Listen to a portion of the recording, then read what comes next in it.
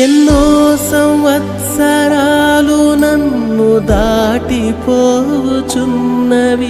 నా ఆశలు నా కలలనే వెంబడించుచుంటిని.